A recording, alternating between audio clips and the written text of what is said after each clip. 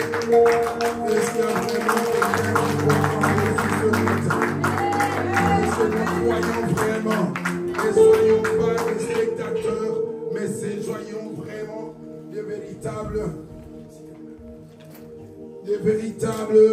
croyants, des véritables chrétiens convaincus, remplis de l'esprit.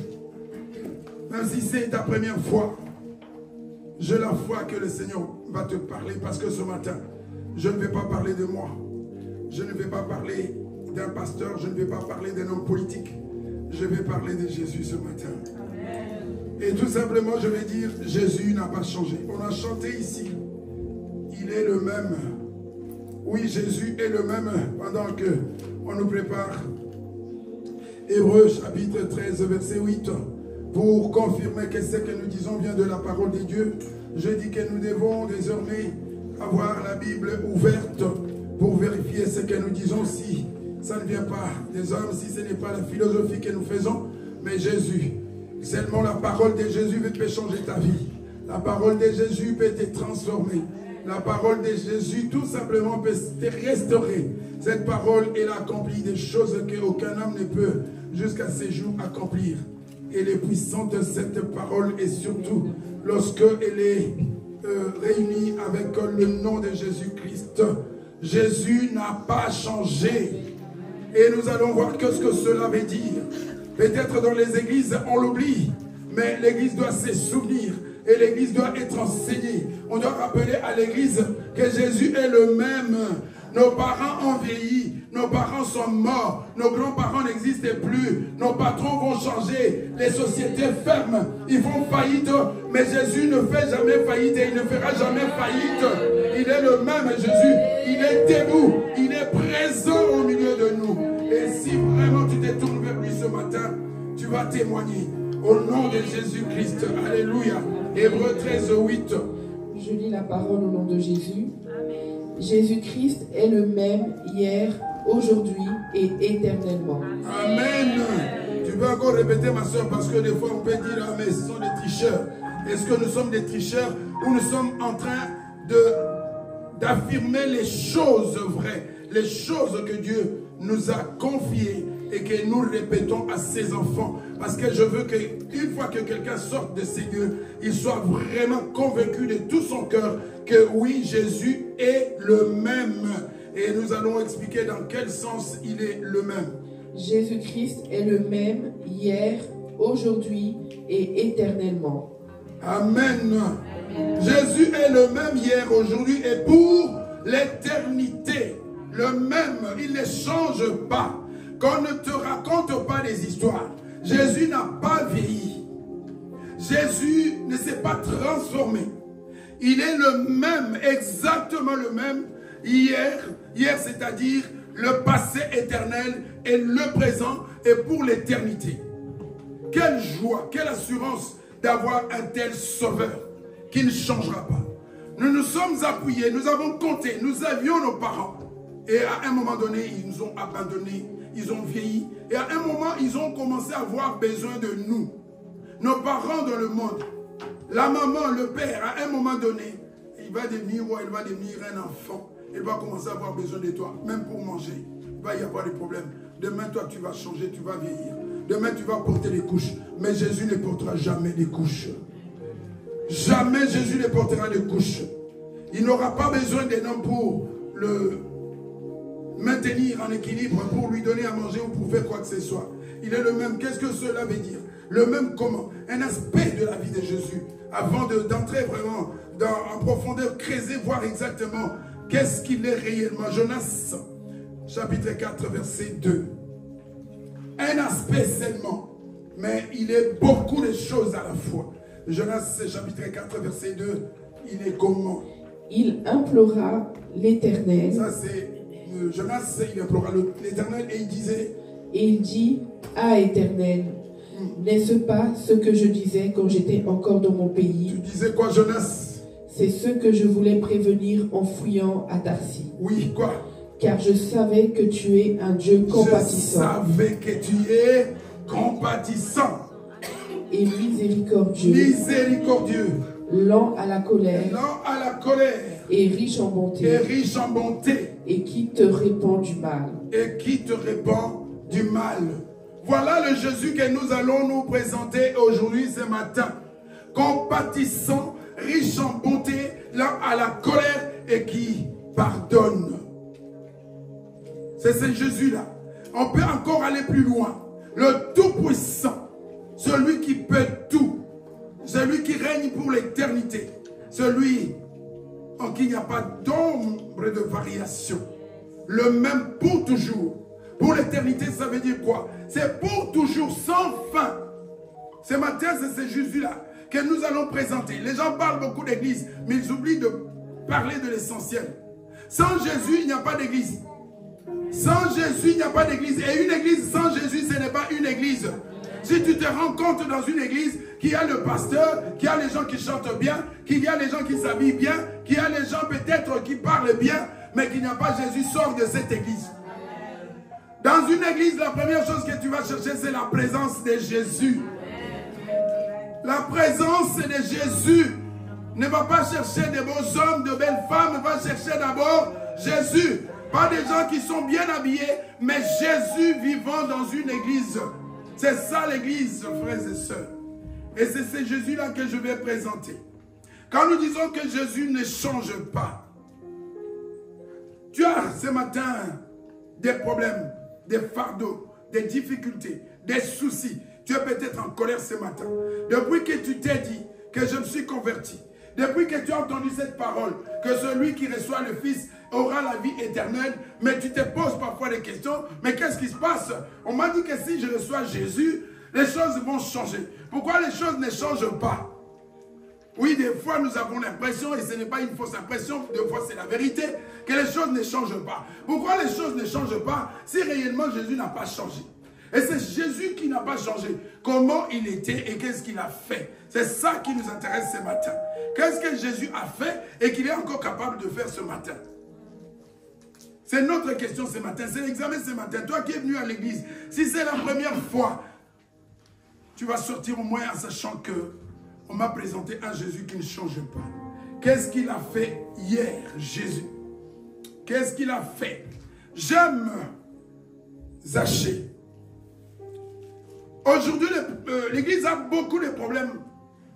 Et en sachant que Jésus n'a pas changé, qu'est-ce qui fait que l'église a des problèmes et qu'elle a l'impression qu'elle est abandonnée à son sort, que rien ne se passe, qu'on cherche, on crie, on chante, on danse et que rien ne se passe?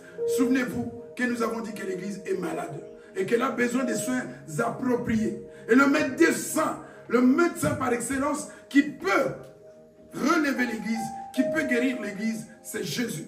Et c'est pourquoi nous avons choisi, entre parenthèses, de parler de Jésus avant de continuer les maladies de l'église. Oui, autrefois, il y a eu des problèmes. Les gens avaient des problèmes. Mais ces gens ont fait quelque chose que nous ne faisons pas aujourd'hui. Il y a des hommes, il y a eu des hommes, des femmes, fous et folles, qui ont fait quelque chose que l'église a du mal à faire aujourd'hui. Jacques. Il s'agit de quelque chose. Jacques.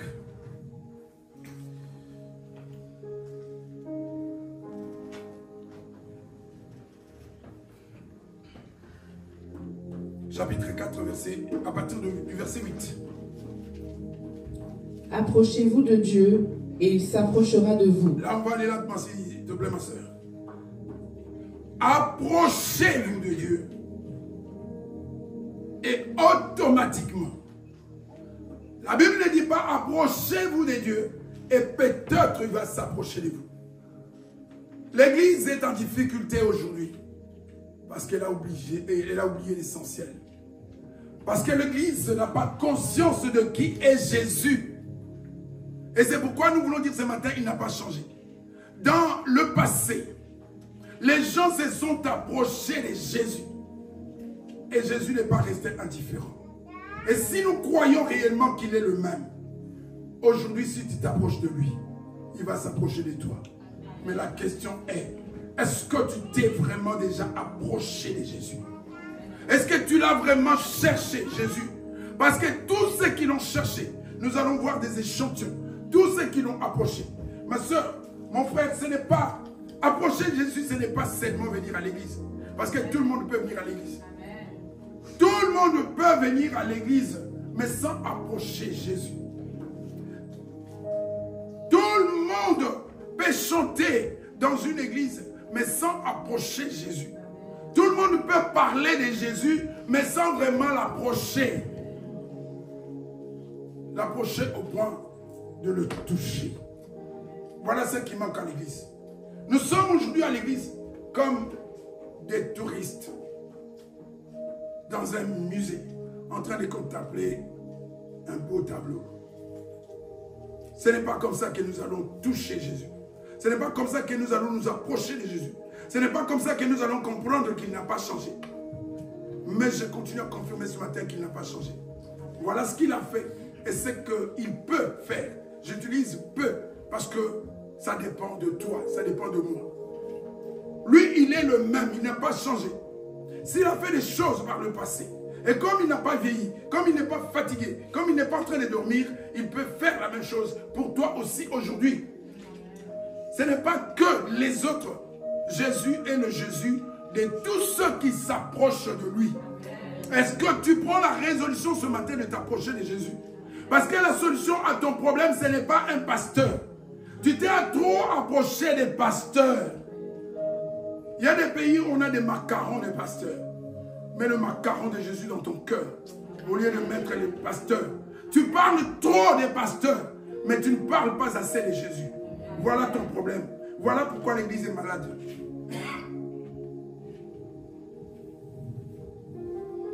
La suite, approchez-vous et il s'approchera.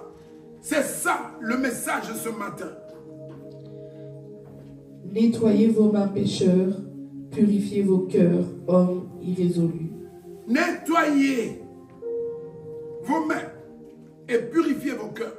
Voilà la démarche que l'église doit entreprendre. Une église faible, une église malade, une église sans amour, une église conformiste. Elle a besoin vraiment de s'approcher de son fondateur, de son créateur, de son maître. Parce que c'est lui qui a la clé du problème de l'église. Ce ne sont pas les pasteurs. Arrêtons de nous tromper.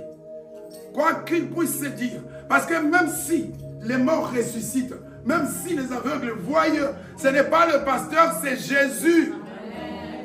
On attribue la gloire aux hommes alors qu'elle est réservée uniquement à Jésus. C'est là que les problèmes commencent.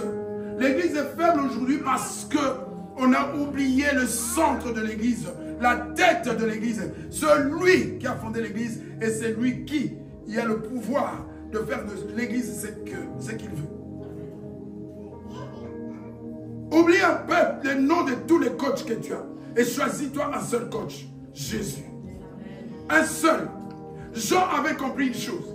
Il dit, moi je vous baptise. Oui, tu as été baptisé par des pasteurs. Jean dit, moi je vous baptise d'eau pour la repentance. Mais derrière moi, il vient quelqu'un qui est plus grand que moi et que lui va vous baptiser du Saint-Esprit. Le problème de l'église, c'est le Saint-Esprit. Et le Saint-Esprit n'est pas donné en dehors de Jésus. Le Saint-Esprit n'est pas donné sans Jésus. C'est au travers de Jésus, c'est grâce à Jésus, c'est par Jésus que nous recevons le Saint-Esprit. La solution à tes problèmes, pas parce que tu n'as pas l'argent, mais le manque de force, le manque d'énergie spirituelle, le manque de motivation, la solution, c'est le Saint-Esprit. Et le Saint-Esprit, c'est le problème de Jésus. Ce n'est pas le problème de ton église. Et pour que cela arrive, il faut que tu apprennes à t'approcher. Et là, on s'approche individuellement. C'est une résolution personnelle. C'est une décision personnelle. C'est un choix que chacun de nous est appelé à faire. Est-ce que ce matin, tu es prêt à faire un choix? À dire, moi j'oublie mon ami, j'oublie mes parents, j'oublie mes proches, mais je vais prendre la décision. Quand tu décides de te marier, en principe, selon ce que moi je sais, c'est aussi une décision personnelle. Une femme décide de se marier avec l'homme de son choix.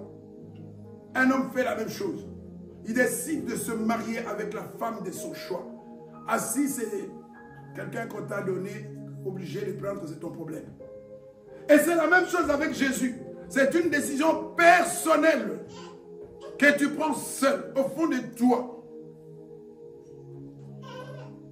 Et quand tu as compris cela, rien ne va te faire reculer. Puisque tu as décidé en âme et conscience, tout seul, après 1000 réflexions. Quand une personne viendra à côté pour te dire, voilà, ça ne va pas, voilà ce qui est à gauche, ce qui est à droite, tu vas dire, j'ai décidé en âme et conscience, je n'ai pas été contraint, je n'ai pas été forcé, c'est mon choix. Tu peux dire que c'est mon choix. Jésus est mon choix. À la vie ou à la mort, Jésus reste mon choix. Pourquoi? C'est ce que nous sommes en train de voir. On continue notre... Sentez votre misère, soyez dans le deuil et dans les larmes. Humiliez-vous donc. Soyez simple. Soyez vraiment reconnaissant. Et cette démarche, l'église ne l'a pas. On ne s'approche pas. On ne s'humilie pas. On ne change pas nos cœurs. Nous ne faisons s'agenouiller, ce n'est pas ça qui compte. Il y a deux façons de s'agenouiller. Il y a des gens qui s'agenouillent physiquement, mais il y a des gens qui se courbent entièrement, qui abandonnent leur vie entre les mains du Seigneur. Et la Bible me dit que Dieu ne résiste pas devant un cœur brisé. Ma soeur, nous sommes engagés dans un voyage, dans un périple. Nous allons loin. Nous ne savons pas combien de temps nous reste. C'est ça l'église. Nous ne savons pas combien de temps nous reste. Mais il y a une chose que le Seigneur attend de nous. Que chacun ait effectué déjà la démarche nécessaire. Qu'il soit prêt. Parce qu'à tout moment, tout peut basculer. Tout peut basculer à tout moment. Mais en sachant que Jésus n'abandonne jamais. C'est sa promesse. Ceux qui viennent à lui. Qu'il ne jette pas dehors. Ceux qui viennent à lui. Si tu vas vers Jésus, jamais il va t'abandonner. Les hommes peuvent t'abandonner. Nous avons vu des hommes ou des femmes abandonner leurs conjoints. C'est possible. Est-ce que tu as été témoin d'un divorce? De quelqu'un qui a abandonné sa femme ou quelqu'un qui a abandonné son mari? Mais je peux te rassurer ce matin que Jésus qui est le même. Il n'a jamais abandonné ni rejeté quelqu'un qui vient à lui. C'est pourquoi nous disons qu'il est fidèle. Oui, il est fidèle. Depuis l'éternité, jusque dans l'éternité, Jésus restera toujours fidèle. Voilà pourquoi tu dois t'attacher à Jésus plus qu'à toute autre personne. Parce que Jésus est fidèle. Tu ne seras jamais déçu avec Jésus. Jamais. Si tu as l'impression d'être déçu aujourd'hui, c'est une fausse impression. Parce que tu n'as pas encore fait la démarche nécessaire. Tu n'es pas arrivé encore à proximité de Jésus. Tu n'as pas encore un lien fort avec Jésus. Tant que tu resteras loin, les choses seront comme ça. Tu ne comprendras pas, tu te poseras des questions. Tu hésiteras et tu risques même d'abandonner. C'est ce qui va arriver à beaucoup de gens. Parce que Jésus ne te décevra jamais. Mais la question qu'il faut se poser, est-ce que je me suis suffisamment approché de Jésus? Est-ce que je lui ai vraiment ouvert mon cœur? Le problème de l'église aujourd'hui, c'est ça. Le cœur reste fermé. Le cœur est partagé. Jésus n'aime pas les cœurs partagés.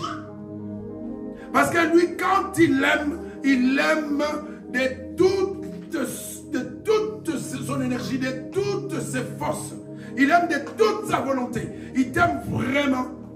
Au point que dans la Bible, il est dit, de personnes qu'il aimait, qu'il les protégeait, qu'il veillait sur eux comme la prunelle de ses yeux.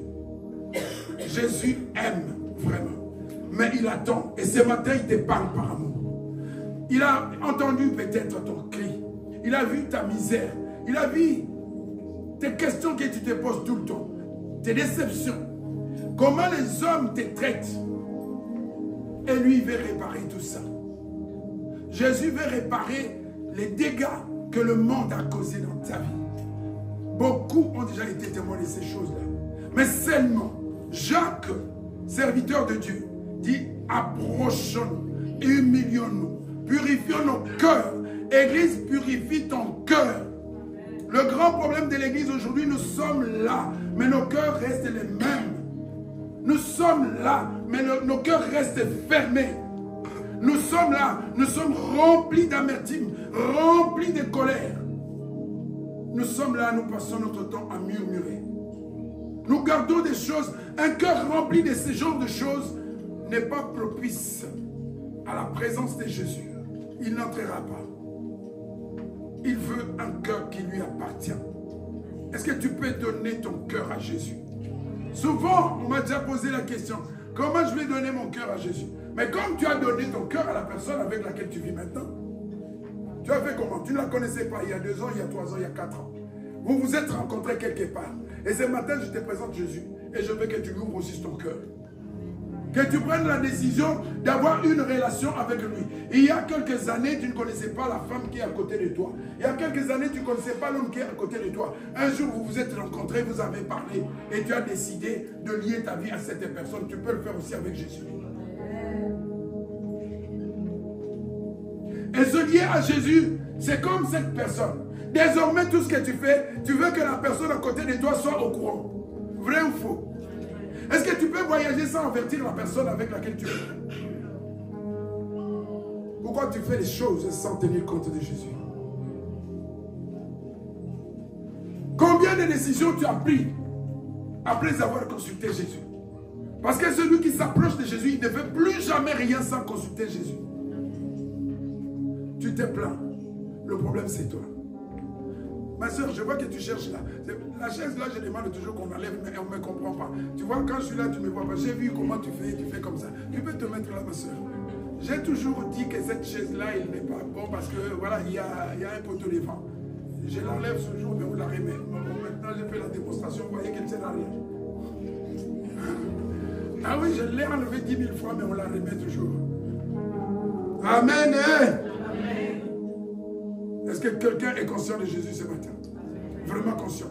Si tu peux sortir ce matin avec quelque chose, avec une idée, avec une pensée, avec un sentiment, ce matin, ce n'est pas qu'on a dansé, qu'on a chanté ou qu'on a fait des fautes ou qu'ils ne savent pas parler. Sors seulement avec une pensée la plus profonde possible qu'il y a un nom. Et ce nom, c'est Jésus. Et que grâce à ce nom, ma vie peut basculer. Elle peut changer du tout au tout. Tu t'es peut-être marié, mais ta vie n'a pas basculé. Peut-être dans le mauvais sens. Tu as trouvé le travail. Tu crois que ta vie a changé. Non, laisse-moi te dire qu'avec le travail, ta vie n'a pas encore changé parce que tu te plains encore. Tu as des insomnies, tu n'arrives pas à dormir. Et ton avenir n'est pas assuré parce que tu as trouvé un travail. Avec Jésus, tu vas assurer, tu vas avoir l'assurance vie. Le travail ne donne jamais. Parce qu'à un moment donné, à un certain âge, on va dire que tu es retraité. Tu ne seras jamais retraité avec Jésus. Avec Jésus, nous les hommes, parfois, tu peux être retraité avec ton mari. Tu es devenu trop vieille. Ça arrive, hein? Mais tu ne seras jamais retraité avec Jésus. Tu ne seras pas vieille avec Jésus. Parce que Jésus, même si tu as 100 ans, il va te rajeunir jusqu'à l'âge de 20 ans. Avec Jésus, il n'y a pas de vieux, il n'y a pas de malades, il n'y a pas de boiteux, il n'y a pas des aveugles. C'est ce qu'il a fait, c'est ce que nous allons voir. C'est ça avec Jésus. Tu peux être, Paul dit aux Corinthiens, on meurt infirme, mais on ressuscite et en pleine forme. Je n'avais pas les jambes, mais avec Jésus, quand je ressuscite, je marche comme un enfant de 25 ans. Il n'y a pas un autre nom qui peut faire ça. Ton mari ou ta femme ne fera jamais ça. Si tu as un accident et que tu es sur une chaise, tu vas rester sur une chaise. Mais avec Jésus, même pas aujourd'hui, mais dans l'éternité, tu vas marcher. Pourquoi on n'aime pas Jésus? Pourquoi on n'aime pas Jésus? On peut continuer, ma soeur. Que votre rire se change en deuil et votre joie en tristesse. Oui. Humiliez-vous devant le Seigneur et il vous élèvera. Amen. Nous avons dit Jacques, chapitre 4, chapitre 4, et nous avons commencé la lecture à partir, je répète pour qu'on puisse noter à partir du verset 8 jusqu'au verset 10. Jacques 4, 8 à 10. Prends ce verset. C'est ça. Tu peux utiliser, lire cette parole avant de prier. est inspiré de cette parole pour dire, Seigneur, tu as dit, approchez-vous, humiliez-vous, purifiez vos cœurs, lavez vos mains. Seigneur, j'ai fait tout cela. Ne fais pas comme le jeune homme riche. Oui, Seigneur, tout cela je l'ai fait. Oui, il te reste encore une chose. Mais quoi? Oui, tu as beaucoup d'argent. Partage avec, oh non, ça passe à nous. Ne sois pas comme ces jeunes hommes riches. Si vraiment tu peux mettre cette parole devant pour dire, Seigneur, ce que tu m'as dit, je l'ai fait. Et la Bible me dit que tu m'as promis d'être élevé, de résoudre mes problèmes, de me changer, de faire de moi une nouvelle créature. Mais pourquoi est-ce que ça n'arrive pas? Est-ce que tu peux avoir le culot de dire ça à Jésus? Si tu n'as pas fait cette démarche, tu ne sauras jamais dire à Jésus cela. Comme David dit, sonde mon cœur. Si vraiment tu fais cette démarche, c'est ça aussi. La prière, ce n'est pas tout le temps. Je vous ai déjà dit 1000 fois et 10 000 fois, 1 million de fois, je vais le dire. Il ne suffit pas de crier pour que les choses changent. Avant de crier, il faut s'approcher de Jésus. Tu ne vas pas demander 100 €, 200 €, 300 € à un inconnu. Si tu t'approches de Jésus, désormais, il devient ton ami. À ton ami, tu peux tout demander. C'est ça le problème de l'Église. On ne sait pas qu'on doit devenir des amis de Jésus. Si on devient des amis de Jésus, notre prière commence à avoir un sens et à avoir une efficacité. Parce que là, Jésus nous écoute. Il dit à ses disciples, vous êtes mes amis. Demandez tout ce que vous voudrez. Aujourd'hui, on utilise ce verset. Même demander, on vous donnera. Non, on ne demande pas comme ça. Ce n'est pas à tout le monde de demander. C'est seulement à une catégorie de ceux qui se sont approchés de Jésus. Est-ce que tu t'es approché de Jésus? Tu vas, mais pourquoi eux ils témoignent? Je peux encore témoigner. Je dis c'est des années. Je ne sais pas combien de temps tu es tombé malade. Je ne sais pas. Je vais dire je tombe aussi malade. Mais je te dis que je suis toujours là. Tu peux compter les années. Si je te dis qu'il y a 20 ans, 25 ans, que je n'ai jamais été une seule fois absent d'une église, pas seulement ici, parce que j'étais malade, c'est un grand témoignage. Toi, tu es jeune. En 2 ans, qu'est-ce qui s'est passé au niveau de ta santé? Et ça, je dis que ça ne vient pas des médecins, ça vient de Jésus. Parce qu'il connaît le travail qu'il m'a donné. Il fut un temps où j'étais tout seul. Je ne pouvais pas tomber malade. C'est ça la fidélité de Jésus. C'est comme ça que j'ai compris, c'est mon témoignage. J'étais tout seul. Je faisais tout seul. Et si j'ai tombé malade, alors j'allais dire, mais Jésus, tu es raisonnable. Tu me donnes un travail, je suis seul, et tu me laisses tomber malade. Qu'est-ce qui va se passer? Il ne l'a jamais fait. C'est ça sa fidélité.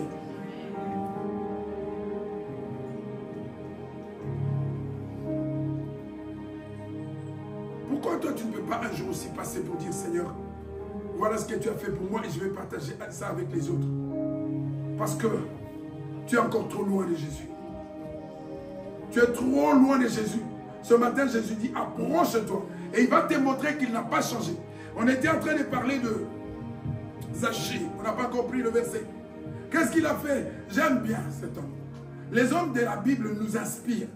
Et la Bible dit que tout ça a été écrit pour notre instruction. Voilà pourquoi nous devons lire la Bible. Parce que c'est à travers la Bible, c'est comme ça qu'on saura qui est Dieu. N'attends pas seulement, oui je l'ai vu dans mon rêve, il m'a montré ceci, oui il t'a montré les choses, d'accord. Mais qu'est-ce qu'il a déjà fait? Quelles sont les preuves de son amour? Quelles sont les preuves de sa puissance? Ça se trouve dans la Bible. Des humains comme toi et moi, des pécheurs, qui ont connu des problèmes, qui ont connu des maladies, mais qui se sont approchés de Jésus et qui ont trouvé des solutions. Et cela nous est profitable. Parce que si nous faisons la même chose que ces personnes, nous allons trouver la solution. Luc chapitre 19. Il n'a pas changé, Jésus. Je ne sais pas si tu es Zachée. Je ne sais pas si tu es Bartimée. Je ne sais pas si tu es cette femme qui avait un enfant possédé d'un esprit impur. Je ne sais pas qui tu es réellement. Je ne sais pas si tu es cette femme cananéenne qui avait dilapidé tous ses avoirs pendant 12 ans et qui ne trouvait pas de solution. Je ne sais pas si toi il te faut des cachets pour dormir. Laisse-moi te dire ce matin que Jésus peut résoudre ton problème. Ça dépend de toi, de comment tu lui fais confiance. Il ne faut pas ferait pas en avant et pas en arrière. Avec Jésus, ça ne marche pas comme ça. Il est jaloux. À partir du verset 2, ma soeur. Et voici, un homme riche appelé Zachée, chef des publicains, cherchait à voir qui était Jésus. Attends un peu, ma soeur. Cet homme était riche. Riche. Tu es peut-être riche. Tu n'as pas de problème. Malgré ses richesses, il voulait voir Jésus. Pourquoi? Malgré ta situation, malgré le salaire que tu as, ou malgré la misère que tu traverses, cherche à voir Jésus. Il va changer quelque chose que personne n'a su changer jusqu'à présent. On avance. Mais il ne pouvait y parvenir à cause de la foule, car il était de petite taille. Oui. Ce n'est pas toujours facile d'approcher Jésus. Et ce que j'aime avec la parole de Dieu, avec Dieu, c'est la sincérité. Là où c'est difficile, Dieu te dit, ma fille, mon fils, ce n'est pas facile. Nous, on va, quand tu veux plaire à quelqu'un, tu vas montrer ton bon côté, mais tu caches tes défauts. Qui va voir quelqu'un, une femme qui veut marier, un homme qui veut marier, qui dit, regarde, moi comme je suis là, je suis violent, moi comme je suis là, je suis méchant, moi comme je suis là, je suis égoïste. Qui l'a déjà fait? Ou qui, voyant un homme s'approcher de lui pour dire, comme je suis là, tu sais quoi, moi, je suis impoli. Qui a déjà fait ça? Est-ce qu'on fait ça? Ah, Jésus ne cache pas. Il t'a dit, il dit à Pierre, il dit, écoute, vous avez tout quitté pour me suivre. Vous allez avoir des récompenses, mais avec des tribulations. Ça ne va pas être facile. Et on ne cache pas aux chrétiens aujourd'hui. Devenir chrétien, c'est un jour accepter. Je vais faire comme ça. Est-ce que quelqu'un est prêt ici à souffrir pour Jésus? À s'approcher de Jésus, c'est accepter de souffrir pour lui. Si tu n'es pas prêt, c'est ton problème. Sache que tu ne sauras pas, tu ne verras pas qu'il peut résoudre tes problèmes. Parce que si il ne résout les problèmes que ceux qui acceptent de marcher avec lui, et marcher avec lui, c'est marcher comme il a marché. Il a marché comment? Dans l'abondance? Toujours dans la joie? Il était parfois obligé de fuir. Lui qui avait la puissance, lui qui pouvait tout renverser, des fois il fuyait devant les hommes. Est-ce que tu es prêt à fuir pour ne pas porter le problème sur le nom de Jésus-Christ? À fuir devant quelqu'un que tu connais qui sait qu'il est faible que toi. Est-ce qu'on peut le faire aujourd'hui? Porter ta croix. Ou tu es prêt à régler les choses, comme on a vu dans la semaine. Ah non, il y a des choses qu'on peut accepter, il y a des choses qu'on ne peut pas accepter. Avec Jésus, il faut tout accepter. Amen. Jésus, qu'est-ce que Jésus n'a pas accepté? On l'a craché dessus. Est-ce que tu es prêt aujourd'hui? Entre parenthèses, on te crache dessus. Aujourd'hui, tu es chrétien, tu veux suivre Jésus. Dans le bus, tu fais quoi? Entre nous, sérieusement. C'est ça être chrétien. Être chrétien, c'est je suis bien habillé, je vais à l'église. C'est pas ça. On se trompe. Il y en a qui vont bagarrer. J'ai entendu. En te bagarrant, tu fais honneur à Jésus ou tu déshonores Jésus. Alors, quelle distance te sépare encore de Jésus? Mais pourquoi, Seigneur, tu ne me réponds pas? Il ne te répond pas parce que tu es encore trop loin. Si tu es capable de te battre parce qu'on t'a craché dessus, sache que tu es encore trop loin de Jésus. Ce n'est plus moi qui vis, mais c'est Christ. Quand on a craché dessus, il a fait quoi? Il a fait quoi? Vous ne vous souvenez pas? Lorsque Pierre a voulu les défendre, ne crois-tu pas que je peux invoquer le Père? Je peux appeler le Père et qui peut nous donner des légions. Il peut envoyer toute une armée pour me défendre, mais je ne le fais pas. Toi, tu n'as pas toute une armée, tu dis, je vais te montrer que je suis fort. Tu es trop loin de Jésus. Le problème, ce n'est pas la prière. La prière, ce n'est pas une baguette magique. Il est temps que l'Église ouvre les yeux. La prière, ce n'est pas une baguette magique. Et tu le sais dans ta vie. Combien de fois, combien de temps, pourquoi ça ne marchait pas? Tu es trop loin de Jésus. C'est Jésus qui a dit, si vous aviez la foi, vous diriez à cette montagne de bouger, elle va bouger. Est-ce que c'est un menteur? Si vous aviez la foi. Si la montagne ne bouge pas, c'est que notre foi est encore... Est-ce que quelqu'un est avec moi? Si les montagnes ne bougent pas, c'est parce que Jésus a vieilli ou parce que... Pourquoi? La foi est trop petite, on n'a pas la foi. Oh Zachée, on avance avec Zachée. Il courut en avant et monta sur un sycomore pour le voir. Amen. Pas facile. Trop de gens, trop de difficultés.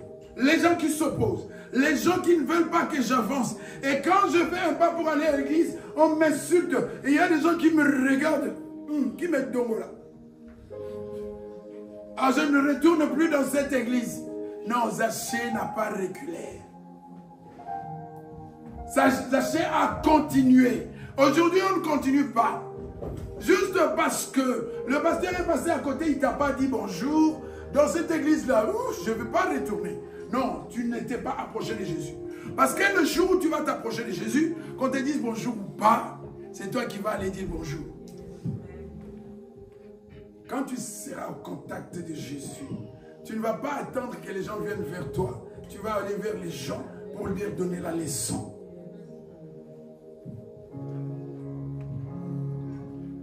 Dans nos églises, tu es là dans ton coin. Je vais voir s'il va venir. Non. Quand tu es avec Jésus, si c'est Jésus qui vit en toi, tu n'attends pas que les gens viennent. Tu ne tentes pas les gens. Tu vas vers les gens. Et tu les rapproches. Que moi en moi, ce n'est pas moi, mais c'est Jésus en moi. Jésus pouvait rester quelque part dans son bureau. Jésus, avec tout ce qu'il faisait, s'il est ici à Liège, il peut se faire un bureau ici. Les gens partiraient de Suisse ou de la Russie pour venir ici. S'ils apprennent que tous les cancéreux sont guéris, qui ne paierait pas le billet des États-Unis pour venir à Liège? Est-ce que Jésus l'a fait? Non, il est allé vers les malades. Nous aujourd'hui, toi tu crois vraiment, tu crois, le pasteur tout-puissant, entre parenthèses, qui guérit tous les malades, il va venir chez toi dans ta maison. Tu vas faire 6 mois avant de le rencontrer. Amen. Il n'a pas changé. Il te demande pas seulement de t'approcher de lui. Il te demande d'ouvrir ton cœur. Je me tiens. Hein? Je me tiens. Ce matin, Jésus est debout devant la porte de ton cœur. Il est en train de frapper. Est-ce qu'enfin ce matin, tu vas ouvrir vraiment ton cœur? Tu as bien fait d'être à l'église. Mais est-ce que tu décides ce matin d'ouvrir ton cœur vraiment à Jésus? Sache qu'il ne suffit pas de dire oui. Dans les choses de Dieu, il n'y a pas que le oui. Le oui doit avoir un sens. Il doit être profond. Il doit venir du fond de notre cœur. C'est une décision qui change la vie. Pour que quiconque croit en lui ne périsse point, mais qu'il ait la vie éternelle. Tu crois que toutes les personnes qui ont fait des déclarations, tu acceptes de recevoir Seigneur Jésus comme ton Seigneur et Sauveur, qui ont dit oui. Est-ce que tous auront la vie éternelle? Pourquoi? Manque de sincérité. Il y a des oui qui n'étaient pas des oui. Vous savez, quand il y a des gens qui te disent oui. Maintenant, ça devient un peu compliqué parce que si tu donnes un faux numéro, la personne va appeler sur place. Avant, on donnait des fausses adresses. Et il y a des gens qui donnent à Jésus des fausses adresses. Ah, il m'embête, j'ai fait comme ça pour combien? On t'évangélise, tu dis, oh, c'est pour qu'il me foute la paix.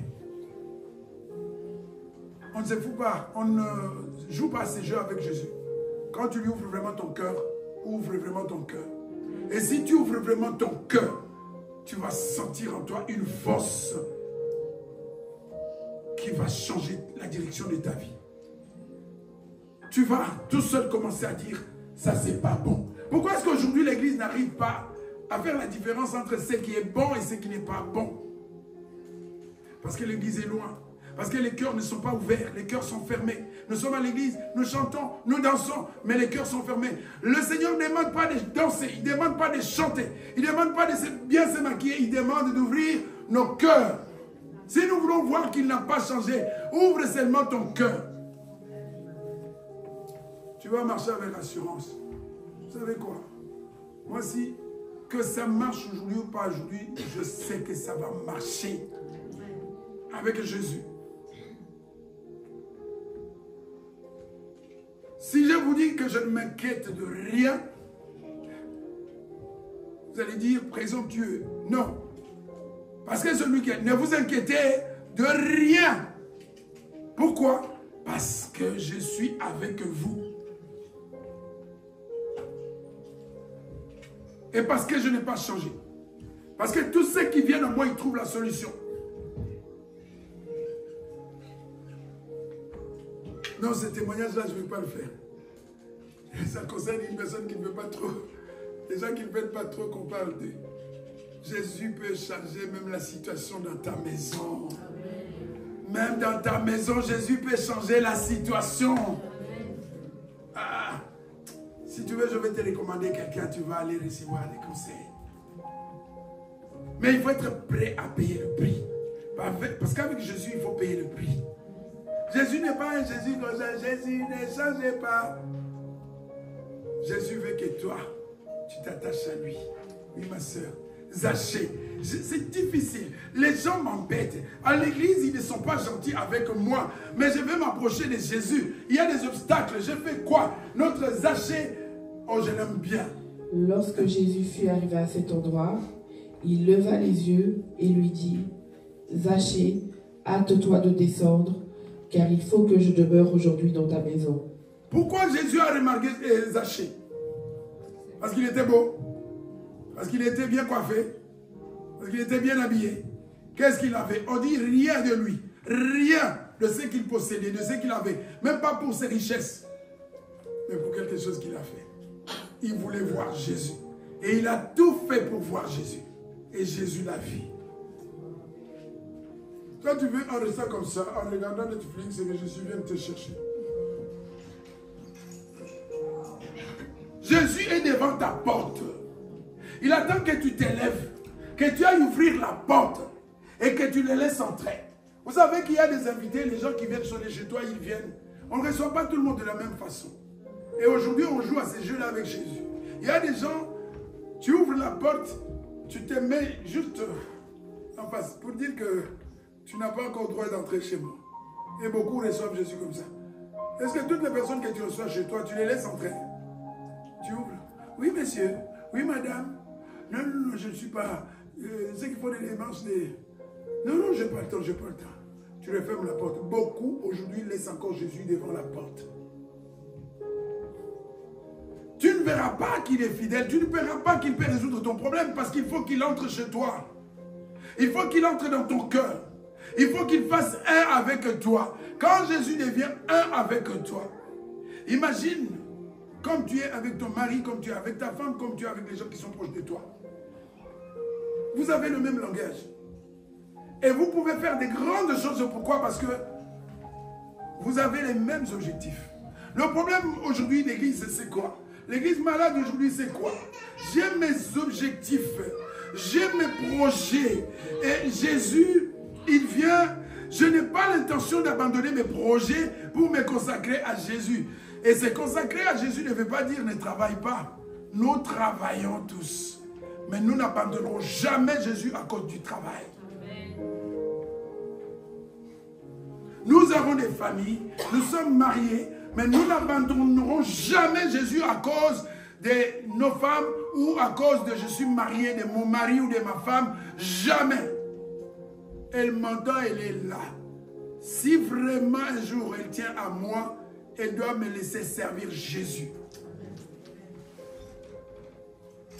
Parce que c'est Jésus d'abord. D'ailleurs, si elle est heureuse aujourd'hui dans sa vie, c'est grâce à Jésus. Amen. Sans Jésus, vous avez compris? Sans Jésus, j'étais insupportable. Bon, dis-moi maintenant la personne qui a fait, qui m'a taillé pour que tu sois bien. Si tu t'opposes à lui. Et s'il fait que je redevienne le démon que j'étais, tu auras fait quoi? Voyez le bien de Jésus. Jésus peut changer ta situation. Il peut changer ta femme, il peut changer ton mari. Si tu lui donnes la première place. Zaché, tu as un problème. Malgré ton argent, mais tu as un problème. Alors, il ne recule devant rien. Il monte. Il n'a pas dit, et si je tombe, les branches peuvent casser. Vous n'avez plus jamais été au village. Vous n'avez jamais kikala-kikaf comme le frère dit. Moi, j'aimais beaucoup les mangues. Une fois, je pars d'ici, j'arrive là et je vais jusqu'au village. Je vois les mangues comme je ne vois jamais ici. On demande aux jeunes garçons de monter pour aller nous cueillir des mangues. Et ils tombent avec une branche. Et tu t'imagines, mais rien ne se passe. Zaché n'a pas eu peur de tomber. Il pouvait tomber, mais il a pris le risque. Est-ce que toi, tu prends le risque pour t'approcher, pour aller plus près de Jésus, pour attirer l'attention de Jésus? Qu'est-ce que tu as déjà fait, vraiment, sincèrement? On ne demande pas la réponse. Au fond de toi, pose-toi la question aujourd'hui. Je reproche peut-être des choses à Jésus. Je me pose des questions. Qu'est-ce que j'ai déjà fait d'extraordinaire pour étonner Jésus? Oui. Zaché se hâta de descendre et le reçut avec joie. Zaché descend. Qu'est-ce que tu es allé faire à Zaché? Je veux attirer l'attention de Jésus. Je veux être plus près de Jésus. Je vais rencontrer Jésus. Tu as trouvé une église, mais tu es encore loin de Jésus. Prends la bonne décision maintenant. Tes problèmes ne sont pas dus au pasteur. Arrêtez d'accuser les pasteurs. Arrête d'accuser les frères et sœurs. Ce sont des humains comme toi. Ils ont des défauts. Et tu as des défauts. Qui n'a pas de défauts ici? Oui, il a fait ça, il a fait ça. Toi, depuis que tu es né, tu es vraiment l'ange Gabriel. Tu n'as jamais fait. Parfait, parfait. Tout ce que tu fais, c'est bien. Non. Si tu as des défauts, accepte que les autres aussi aient des défauts. Mais pour qu'il y ait l'harmonie dans les relations humaines, on voit les chrétiens s'entretuer, se déchirer comme les gens du monde. Non, si nous devenons vraiment des chrétiens, les gens de l'extérieur, ils vont voir la différence entre nous. Nous pouvons avoir des problèmes, nous pouvons ne pas nous comprendre, mais il y a toujours la solution grâce à Jésus. Parce que si nous sommes un avec Jésus, en même temps, nous sommes tous un, tous ceux qui sont... Ah, c'est compliqué, c'est un peu philosophique.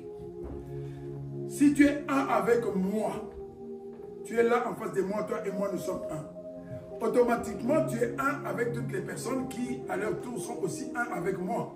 Nous sommes un. Est-ce qu'on comprend? Ah. Nous sommes divisés pourquoi? Parce qu'en réalité, nous ne faisons pas encore un avec Jésus. C'est comme ça que quand nous avons des petits soucis, nous n'arrivons pas à trouver des solutions. Pourquoi? Parce que nous sommes en dehors de Jésus. Dans Jean 17, Jésus dit qu'ils soient tous un, comme toi et moi nous sommes un, et tous qu'ils soient un avec moi. Le jour où tu arrives à être un, uni à Jésus, parce que tu t'es tellement approché de lui, déjà le pardon ne te posera pas de problème. Et donc les divisions, ça sera fini. Le jour où tu vas apprendre les choses, tu vas faire la démarche qu'aurait fait Jésus.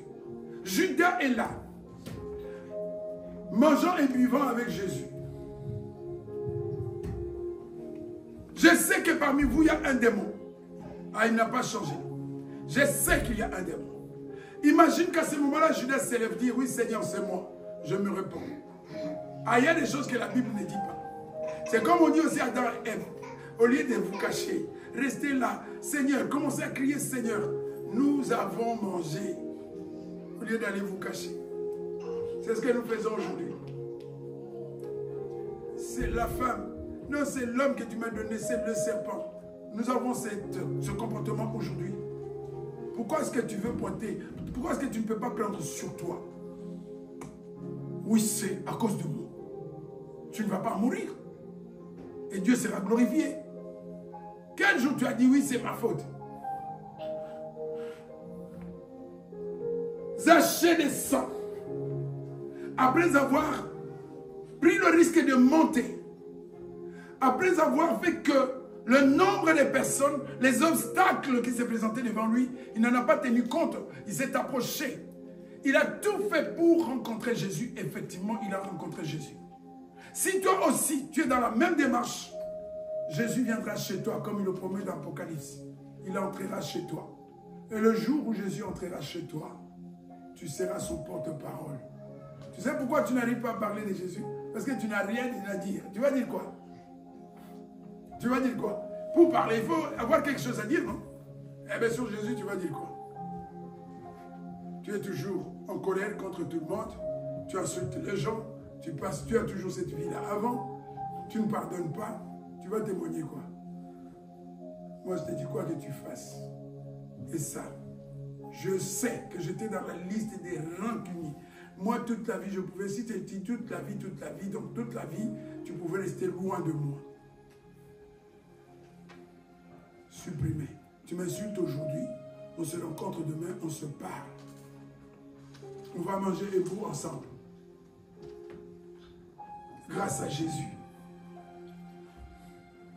Mais toi, pour une supposée faute, il paraît que il faut. Amen, Zachée. Il descend. Il reçoit. Jésus le reçoit. Pourquoi? Parce qu'il a fait une démarche. Oui. Voyant cela, tous murmuraient et disaient, il est allé loger chez un homme pécheur. Jésus n'a pas changé. Quel que soit le nombre d'avortements que tu as fait. Oh, le monde n'aime pas ça. Le monde n'aime pas qu'on parle d'avortement parce que c'est légalisé. Mais à cause de Jésus, je veux parler d'avortement. Je vais dire comme l'autre là a dit, ça fait scandale au monde. Ne tue pas ton enfant. Si tu as déjà un enfant, regarde l'enfant que tu as et regarde celui que tu as tué.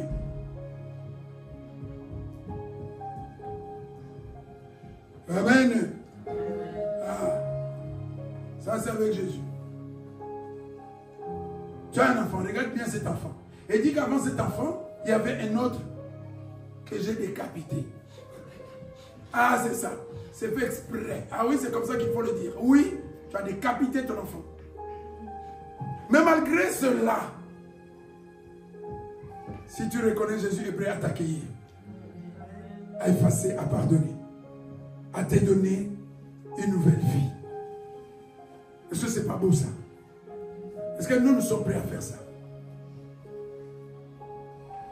Vous rigolez, c'est décapité, oui, décapité. Ton gâteau.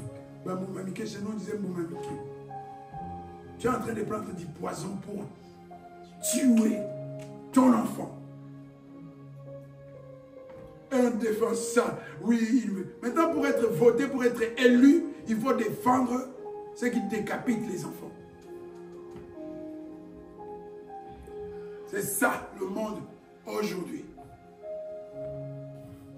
Il le reçoit avec joie. Pourquoi? Parce qu'il a ouvert son cœur. Est-ce que toi et moi, nous avons aussi ouvert nos cœurs? Est-ce que nos cœurs sont ouverts ce matin? Est-ce que nous sommes prêts à faire la place à Jésus dans nos vies? Ce qui n'est pas facile. On vous dit que ce n'est pas facile. Faire la place à Jésus, ce n'est pas facile parce qu'il faut aussi renoncer. Voilà pourquoi c'est difficile. Est-ce qu'il y a quelqu'un qui est prêt à renoncer à quelque chose ce matin pour faire place à Jésus? Ah, depuis longtemps, on a dit Amen, mais on n'a rien abandonné. Si on te dit maintenant, on donne un examen, on donne des bouts de papier, on donne des stylos, écris la liste des choses auxquelles tu as renoncé pour approcher Jésus. Parce que vous vous souvenez des sacs? Hein? Les sacs. Hein? Tu as encore trop de sacs, trop de charges. C'est ça le problème. C'est ça qui fait qu'on a l'impression que Jésus n'existe plus, que Jésus se repose, qu'il est en vacances. Il ne va jamais en voyage, il ne va jamais en vacances. Jésus travaille 24h à cause de toi. Parce qu'il t'aime. Zachée. Mais Zachée, se tenant devant le Seigneur, lui dit, « Voici, Seigneur, je donne aux pauvres la moitié de mes biens, et si j'ai fait tort de quelque chose à quelqu'un, je lui rends le quadruple. » Amen. Est-ce que Zachée a prié? Oh, qu'on n'aille pas dire que j'ai un problème avec la prière. Mais il y a des précédents. Avant la prière, il y a quelque chose. Un chrétien, pas pour un païen, pour un chrétien, avant la prière, il y a des choses à faire. Ça, il faut, désormais, c'est un principe. On ne s'approche pas de Dieu chargé comme on est. On s'approche, que celui qui s'approche de Dieu fasse quoi? S'éloigne de... Ah, vous devez voir. Que celui qui s'approche de Dieu s'éloigne de quelque chose.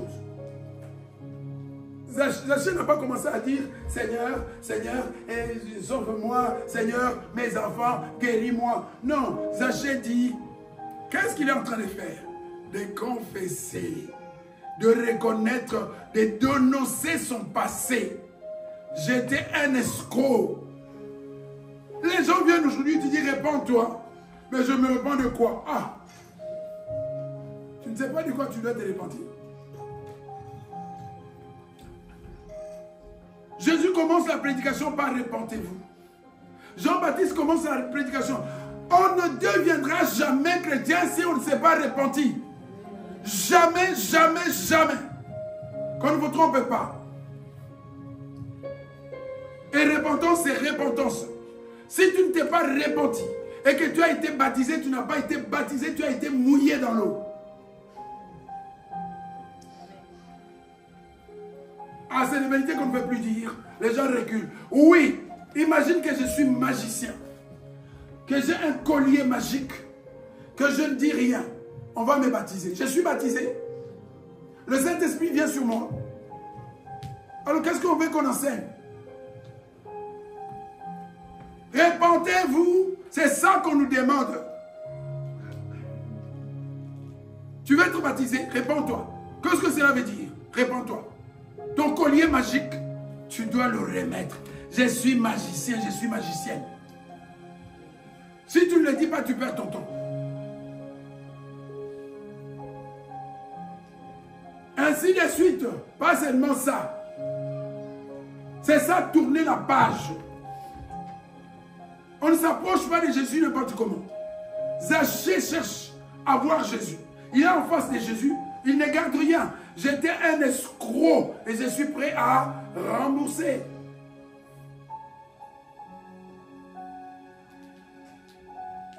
Je ne faisais que mentir. Je ne faisais que chiner. On comprend China? Ah, toi, tu connais China? China. Qui va expliquer? C'est de l'escroquerie, mais sur le plan sentimental. Tu n'aimes pas un homme, tu profites de son argent. Ne fais jamais ça. Si tu ne l'aimes pas, dis-lui que tu ne l'aimes pas. Ne sois pas escroc sentimental. Je t'aime, tu n'aimes pas. Sache que tu le paieras. Et si tu dois te faire baptiser, dis-moi, j'étais chineuse. Et tu dois dire, Seigneur, pardonne-moi parce que tout ce que j'ai chine, et on va finir par le conjuguer. Tu n'aimes pas une femme non plus. Hein, tu n'aimes pas une femme. Oh, c'est toi mon étoile, escroc, arrête un peu.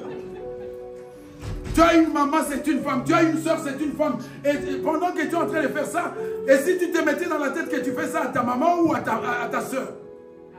Et si quelqu'un fait ça à ta soeur ou à ta maman, est-ce que tu seras content? Amen.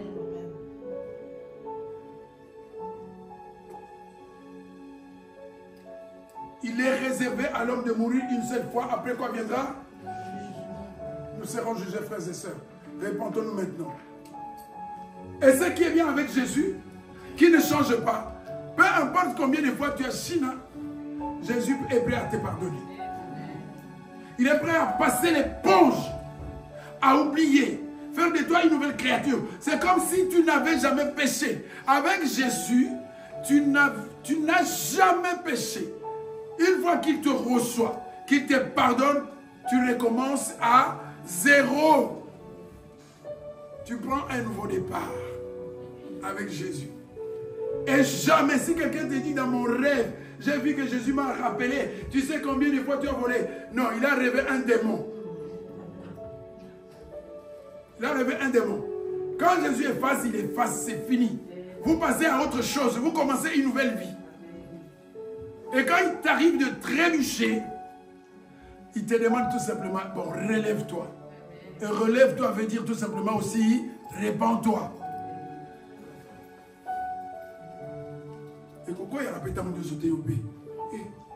Toi, tu tombes combien de fois? Tu ne peux pas faire 2 pas sans tomber.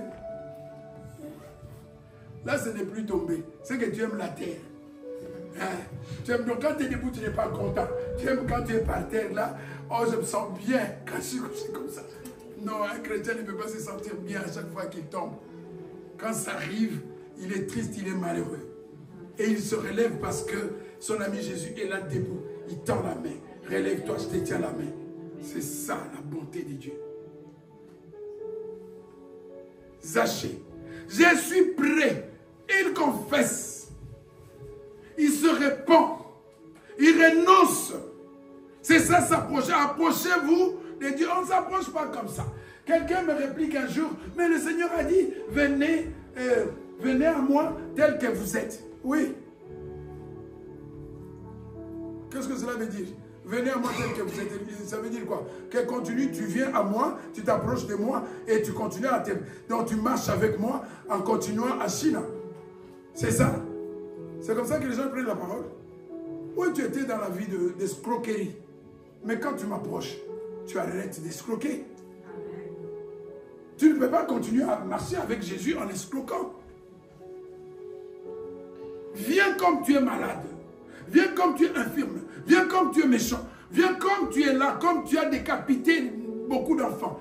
Viens, je vais te recevoir. Mais c'est pour te restaurer. Pour te changer. Pas pour que tu restes la même personne. C'est comme ça qu'à l'église, on reçoit tout le monde. Tout le monde. L'église ne ferme jamais la porte à qui que ce soit. Reçoit tout le monde. Mais nous te recevons pour te montrer ce que Jésus veut que tu fasses et pour t'apprendre à suivre Christ. Ne viens pas nous dire, oh, moi je suis comme je suis, comme je suis. Oh, attends. Quand tu vas à l'hôpital, tu vas voir le médecin. Amen. Tu es malade, tu vas à l'hôpital, tu vas voir le médecin. Tu vas voir le médecin pourquoi? Pourquoi est-ce qu'on va à l'hôpital? Se faire soigner. Tu arrives à l'hôpital, le médecin te dit, hey, tu as un cancer. Et il te donne les médicaments. Oh, tu m'embêtes, laisse-moi. C'est ce qu'on fait. Ah, mais on le fait à l'église. On vient à l'hôpital, on vient à l'église pourquoi? Si tu es parfait, si tu es saint, si tu n'as jamais péché, tu n'as pas besoin d'église. Et tu n'as pas besoin de Jésus. Si tu t'es approché de Jésus, si tu as cherché l'église, si tu cherches à écouter la parole de Dieu, c'est que tu as un problème comme Zachée. Et accepte le traitement qu'on te donne. Est-ce que c'est compliqué? Le problème c'est qui? C'est le médecin que tu es allé voir pour te soigner ou le problème c'est toi? Ou alors à part ta maladie, tu as peut-être aussi un problème de vices qui sont un peu desserrés. Parce que si tu es normal, il n'y a pas à discuter. Zachée n'a pas discuté. Il était conscient que malgré sa richesse, il avait un problème. Et que ces problèmes devaient être résolus. C'était commencer par reconnaître qu'il était escroc. Et qu'est-ce qui va se passer? Jésus lui dit, le salut est entré aujourd'hui dans cette maison. Amen. Jésus, qui n'a pas changé, est celui qui peut faire entrer le salut dans ta vie aujourd'hui, là, maintenant, ce matin. À condition que tu fasses comme Zachée. Pourquoi le salut est entré? Parce qu'il a jeûné. Le salut est entré dans la vie de Zachée parce qu'il a jeûné. Parce qu'il a prié, il a fait le jeûne de Tabitha, le jeûne de, je ne sais pas, de Daniel, de Samuel, de Joseph, de Martin. Il a fait le jeûne de toutes ces personnes. Il a fait quoi? À la fois c'est difficile, mais à la fois c'est simple. Il suffit juste de comprendre. Tu n'as pas besoin de jeûner pour que Jésus entre dans ta vie. C'est les chrétiens qui sont debout. Quand ils ont des problèmes, ils peuvent commencer à jeûner. Mais quand tu viens à Jésus, tu viens tel que tu es. Tu n'as pas besoin de jeûner, tu as besoin d'ouvrir ton cœur. Il entre et tout change. Et quand je dis tout, c'est tout. Ça peut changer. Tout peut changer. Je ne t'ai pas dit ici qu'il va te rendre riche. Pas riche. Il peut changer ton cœur. Tu peux connaître la joie que tu n'as jamais connue avec Jésus. Et le problème c'est, est-ce que tu as fait comme Zachée? On n'aura pas le temps. Il n'y a pas que Zachée. Je crois qu'on sera obligé de continuer. Voilà ce que Zachée n'est pas le seul. Et cela doit nous inspirer. Comment nous approcher de Jésus parce qu'il n'a pas changé. Qu'est-ce qu'il a fait exactement? Le salut est entré dans la vie des Zachée. Et le salut peut entrer aussi dans ta vie. Sans parler de la paix qu'il peut te donner. De la joie qu'il peut te donner. D'un nouveau cœur qu'il peut te donner. De comment il peut changer ton caractère. Tu peux devenir une personne désirable. Tu peux devenir quelqu'un de bien dans ta famille. Avec Jésus, c'est possible. Mais à moins que tu comprennes que tu dois t'approcher. Pas seulement de l'église. Le rôle de l'église, c'est quoi? Tu viens à l'église et l'église te prend, te montre Jésus. Te présente à Jésus. Te parle de Jésus. Pas du pasteur. Et moi, tu peux t'approcher de moi du matin au soir. Moi-même, je me bats aussi tous les jours. Je suis tenté comme toi, je peux me mettre en colère comme toi. Et à chaque fois, je dois me dire, est-ce que je peux faire ça? Est-ce que je dois dire ça? Est-ce que je dois faire ça? Moi, tu viens, je te présente Jésus. C'est lui la seule source. Le problème aujourd'hui, c'est quoi? Les gens vont dans les églises, ils s'approchent des pasteurs, ils s'arrêtent là. Non, ne t'arrête pas là. Va jusqu'à Jésus. Rencontre Jésus. 5 minutes. Je vais sauter d'autres personnes, mais je prends la plus simple.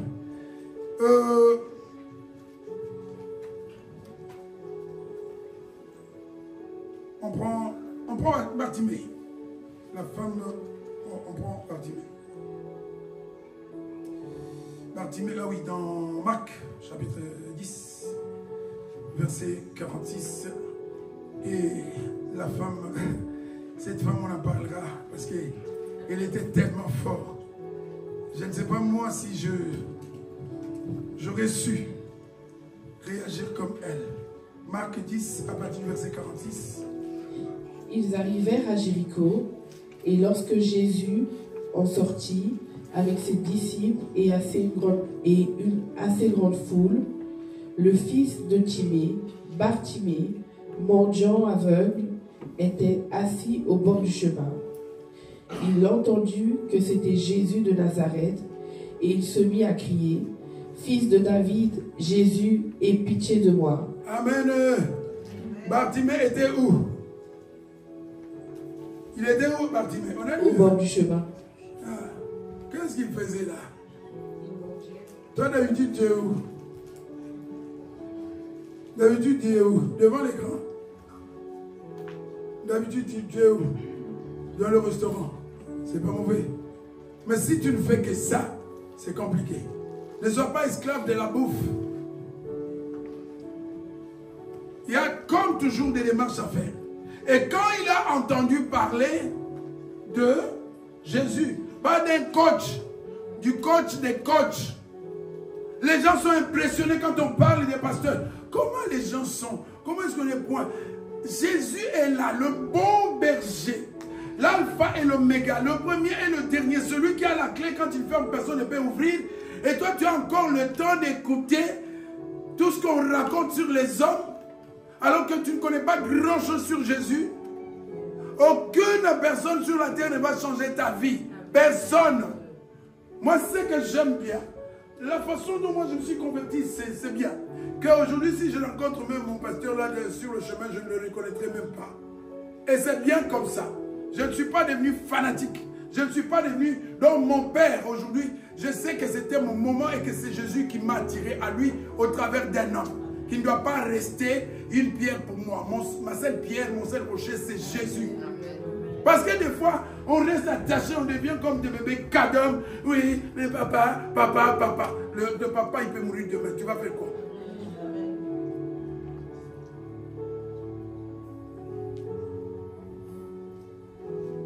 Il entend parler de Jésus. Quand tu entends parler de Jésus, tu fais quoi?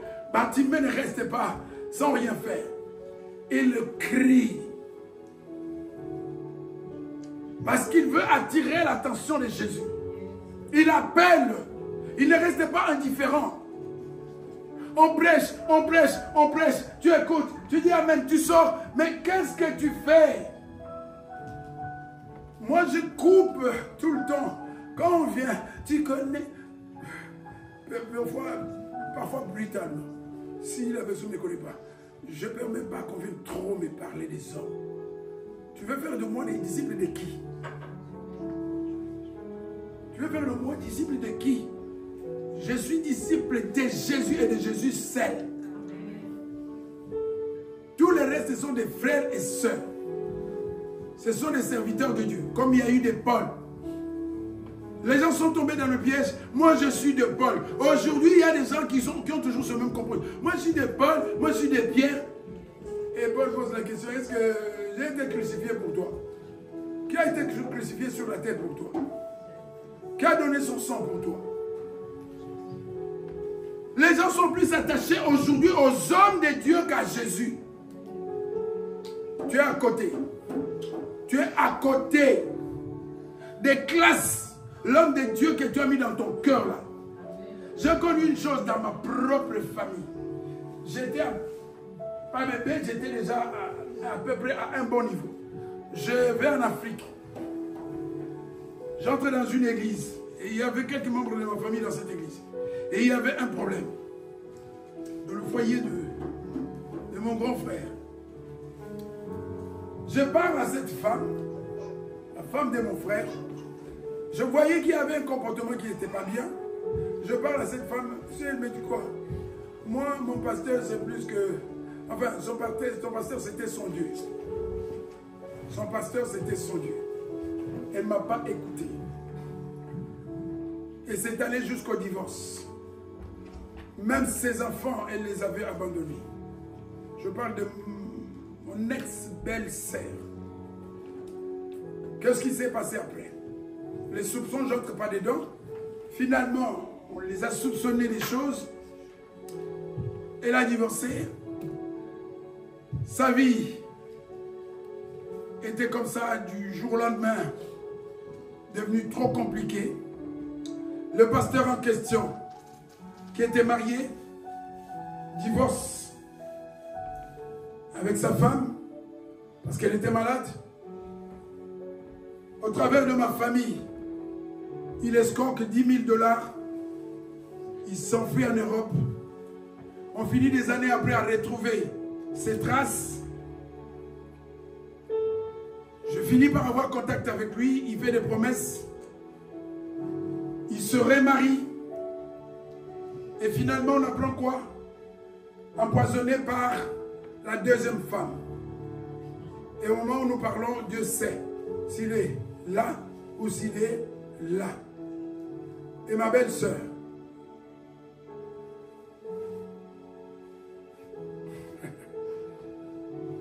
Dieu merci. Elle me voit.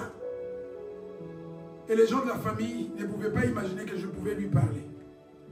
Non seulement je lui ai parlé, mais je lui ai tendu les bras jusqu'au moment où nous sommes en train de parler. Et aujourd'hui, pour elle, je suis peut-être une réponse à ses prières vis-à-vis de Dieu. Parce que ce que nous avons pu faire, nous, notre foyer, personne ne l'avait fait.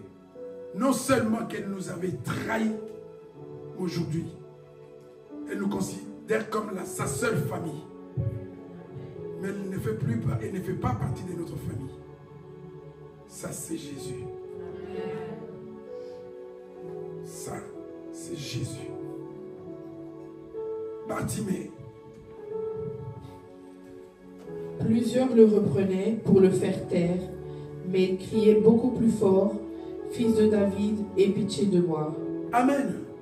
À chaque fois, avec Zachée, c'était le même schéma, la même procédure. Il y a toujours des difficultés pour approcher Jésus. Plusieurs, beaucoup de problèmes, beaucoup d'obstacles. Mais toutes ces personnes, vous allez voir qu'ils ne vont pas être découragés. Je vais dire à quelqu'un ce matin, ne te décourage pas. Que les hommes ne te découragent pas. Avance, parce que Jésus t'attend. Oui, Jésus est là, il t'attend. Même quand nous, on s'éloigne de lui, ce n'est pas lui qui s'éloigne. Lui, il reste toujours dans la même position. Il t'attend toujours. Et dès que tu peux revenir, reviens seulement à Jésus. Bartimée. Jésus s'arrêta et dit, « Appelez-le. » Ils appelèrent l'aveugle en lui disant, « Prends courage, lève-toi, il t'appelle. » L'aveugle jeta son manteau et, se levant d'un bond, vint vers Jésus. Jésus, prenant la parole, lui dit, « Que veux-tu que je fasse ?» Rabouni, lui répondit l'aveugle, « Que je recouvre la vue. » Et Jésus lui dit, « Va, ta foi t'a sauvé. » Amen. Oh, Bartimée, je t'aime.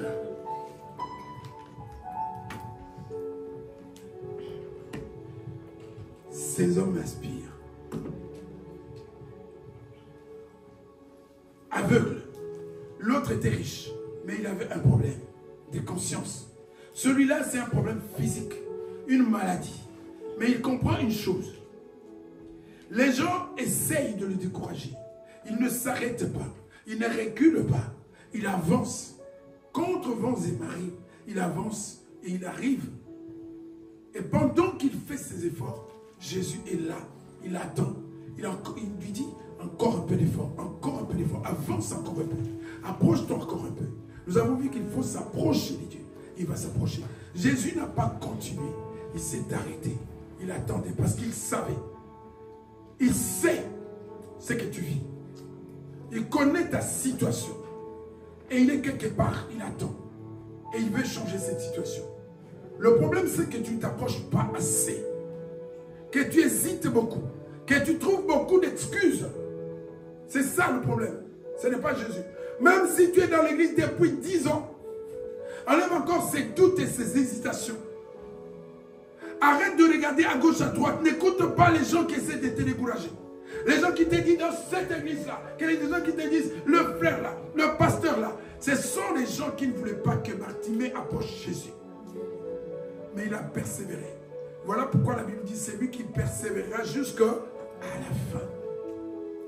Jusqu'à la fin. Et ce matin, Jésus te pose la question, qu'est-ce qu'il veut que tu fasses qu'il fasse pour toi?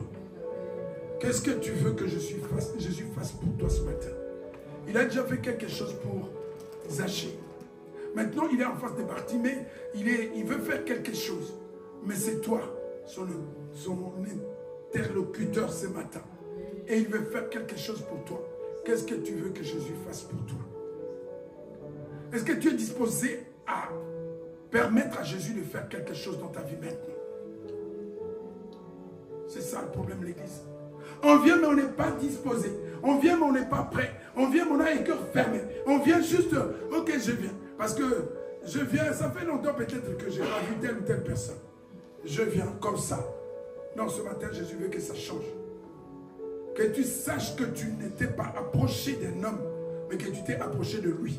Oublie moi, oublie le pasteur Philippe, oublie tout le monde ici. Représente-toi Jésus parce que ce sont des choses spirituelles. Qu'il est en face de toi, qu'il veut te parler et qu'il te pose la question.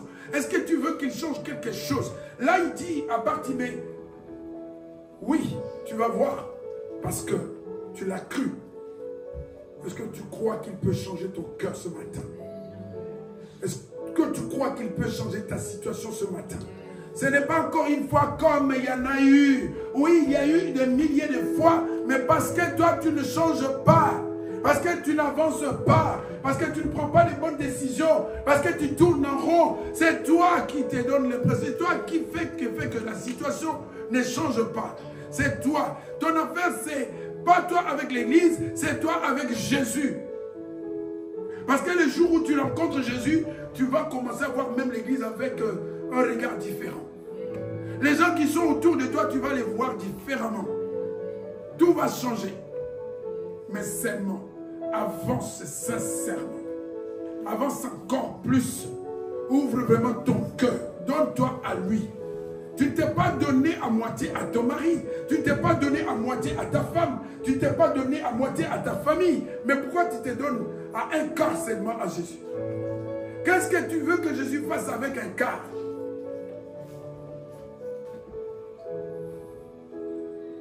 Non seulement il guérit les malades, mais il transforme des vies. C'est ça Jésus. Et il y aura une deuxième partie. Non seulement nous avons chanté ici, il guérit les malades. Il peut faire encore. Il a encore la même puissance, le même amour, la même volonté. Il veut changer ta vie. Mais seulement il te demande aussi une chose. L'église oublie. Demande, oui. Mais tu demandes pendant que Jésus aussi te demande quelque chose. Il te demande ton cœur. Pas ton argent, mais ton cœur. Est-ce qu'on peut se lever?